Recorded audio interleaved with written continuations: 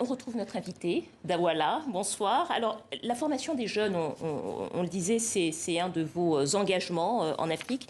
Et vous avez déjà construit un centre de préformation à Bamako. Peut-être vous pouvez nous dire un petit peu comment est-ce que vous vous êtes lancé dans cette aventure? Tout à fait, bonsoir et merci pour l'invitation. Moi, j'ai grandi en fait à Bamako, à Nioro aussi. Et le football, en fait, c'est un vecteur où il n'y a pas de frontières. Donc, le football, quand t'es jeune comme ça, c'est un plaisir. Et moi, j'ai gardé ça dans le cœur. Je suis venu en Europe, donc on a travaillé et il y a eu cette réussite-là. Et c'est tout à fait normal que je retourne vers mes frères et tout ça et que j'essaie de donner ce que le ballon rond, moi, m'a appris. Et comme j'ai dit, c'est un vecteur enrichissant et c'est pour ça qu'en fait, je suis tombé. Ça fait combien d'années que vous avez commencé ça? Là, ça fait plus de 10 ans là maintenant. On a à peu près plus de 300 licenciés. C'est un lieu, on a eu la chance parce que à Bamako, c'est vrai que jouer sur les terrains en sable rouge, c'est un peu compliqué. Il y a beaucoup de blessures. Aujourd'hui, on a la chance d'avoir un terrain avec une pelouse.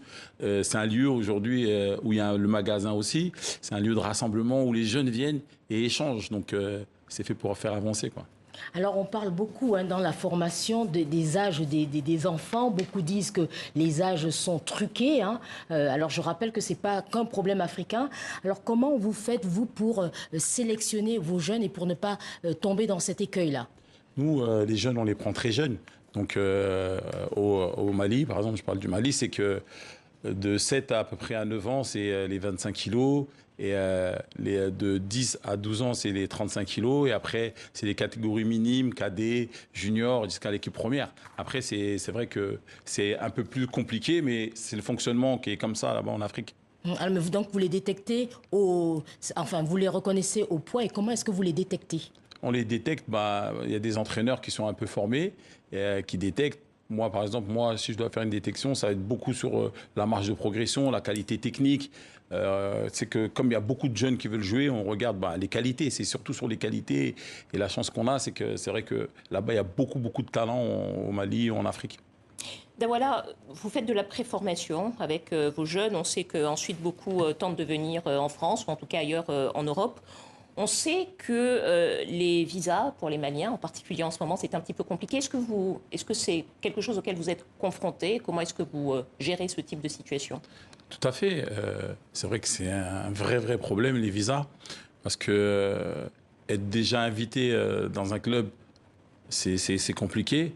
Et après, c'est vrai que la vraie complication qu'on a et qu'on a eue depuis ces années, là, ça va être encore un peu plus pire, je veux dire. C'est que les visas, on a du mal à les avoir, quoi. On a du mal, c'est une complication. Alors, on sait qu'au-delà des problèmes de visa, il y a la pression que subissent les enfants. Alors, on ne comprend pas très bien, ce sont des enfants. La pression sur ces enfants vient de qui? Parce qu'on voit dans certains sens qu'ils ne sont pas très concentrés. C'est-à-dire? Alors, paraît-il qu'il y a des pressions, la pression de la famille sur ces jeunes enfants. Ah, tout à fait, mais même en France, c'est un peu partout. Aujourd'hui, le football, comme je disais, c'est un vecteur où il n'y a pas de frontières, c'est une richesse, ça peut aider un pays à un développement. Le football, beaucoup de familles misent dessus parce que ça peut faire nourrir toute une famille. Le football aujourd'hui, c'est l'un des sports où il y a plus d'argent. Donc il y a beaucoup de gens qui mettent des pressions sur les jeunes. Déjà dans les centres de formation? Déjà même avant, parce que voir un jeune garçon qui réussit dans une famille, c'est de pouvoir subvenir aux besoins de toute la famille. Donc c'est très important. C'est pour ça qu'on voit beaucoup de jeunes africains aujourd'hui, quand ils pratiquent ce sport-là, on voit qu'ils sont sérieux. Pourquoi? Parce que voilà, il y a cette rigueur, il y a cette envie de sortir de cette misère-là. Donc il y a une telle concentration que c'est vrai que beaucoup de gens jouent dessus. Dawala, Liselor, vous parlez des pressions familiales. Il y a aussi des inquiétudes sur la santé des jeunes joueurs, parce que le risque majeur pour un jeune joueur, c'est la blessure. Comment est-ce que vous faites, vous, pour prendre en charge ces jeunes, tout en essayant de préserver au mieux leur capital physique, si je puis dire?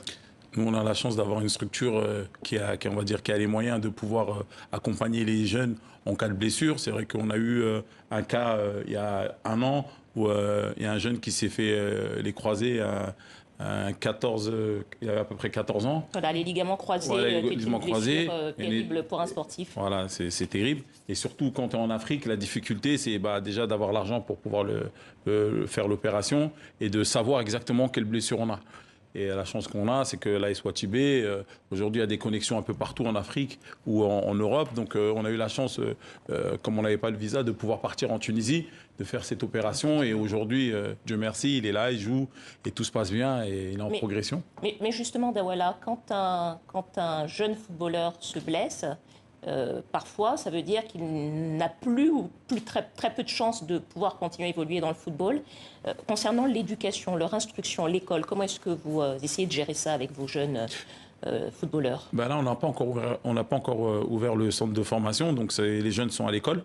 Et le football, ils pratiquent ça après. C'est au coucher du soleil, donc après 16h30.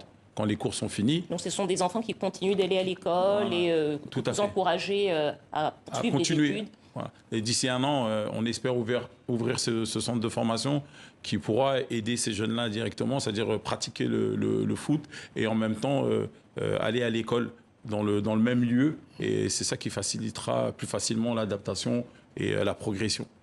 Alors, vous aviez 300 licenciés, donc pris en charge et tout ça. Alors, est-ce que vous recevez des aides de l'État ou d'autres organismes? Non, on n'a pas d'aide. C'est vraiment, c'est pour ça que je tenais à remercier tous les bénévoles qui travaillent pour l'AS Wachibé, que ce soit le vice-président Baba ou que ce soit les entraîneurs. Il y a beaucoup de bénévoles. Il y a deux, trois entraîneurs qui sont payés parce que l'équipe première, c'est le fanion de l'association. Mais la plupart des jeunes qui travaillent avec nous, c'est du bénévolat et c'est de l'investissement à fonds propres. Mais on sait que vous avez soutenu des équipes ici en France, Montpellier, Caen. Est-ce que vous avez des partenariats avec ces équipes ou... Si, tout à fait. On a réussi à avoir des partenariats. Quand Montpellier, ils étaient champions de France en 2012 au Stade Malherbe de Caen. Après, on a des invitations pour les jeunes pour qu'ils puissent venir en Europe. Mais on a cette difficulté-là, même si on a tout ça, on a cette difficulté-là d'avoir des autorisations pour avoir les visas. Peut-être un petit mot, Dawala. On sort un petit peu des jeunes footballeurs en préformation pour dire peut-être un mot sur l'équipe nationale du Mali, puisque vous la suivez. Lors de la dernière CAN, les Aiglons ont été éliminés en quart de finale. Peut-être on a envie d'entendre de votre part un avis sur cette équipe que vous suivez, que vous soutenez, sur la formation et sur l'évolution des Aiglons du Mali. Sur la formation, là, on essaie de faire un peu comme le Sénégal ou aujourd'hui le Maroc qui sont vraiment développés au niveau de la formation. Il y a toujours eu des équipes, des bonnes équipes au Mali, que ce soit le Stade ou le Djoliba. Après, les centres de formation, il n'y en avait pas beaucoup. Là, ça commence à se développer. Qu'est-ce qui pêche, à votre avis, pour que le Mali aille plus loin dans les compétitions panafricaines? Je pense que déjà, c'était au niveau... pour moi, là, le changement qu'il y a avec le nouvel entraîneur qui s'appelle Eric Schell, c'est qu'il a du caractère. Et je pense qu'il nous manquait ça, parce que quand on regarde les matchs qu'on a perdus, que ce soit contre... je ne me trompe pas, on a fait match nul contre la Gambie, on a perdu contre le Burkina Faso. Il y avait des pénaltys et les pénaltys n'étaient pas sifflés et il n'y a pas eu de réaction. Et dans le football, on a besoin de cette réaction-là. Et là, aujourd'hui, avec le caractère de notre entraîneur, je pense qu'on ne laissera pas passer les pénaltys qui doivent être sifflés, je pense. On passera les quarts de finale. Je pense pour moi, ce qui est important, les quarts de finale, même, pourquoi pas la prendre. Et ce qui est important là pour l'équipe du Mali, c'est qu'aujourd'hui, on a un groupe qui peut aujourd'hui prendre cette coupe-là. Bien sûr, il y a beaucoup d'équipes fortes, mais on peut. Le Mali peut, on retient ça. Merci beaucoup, Dawala.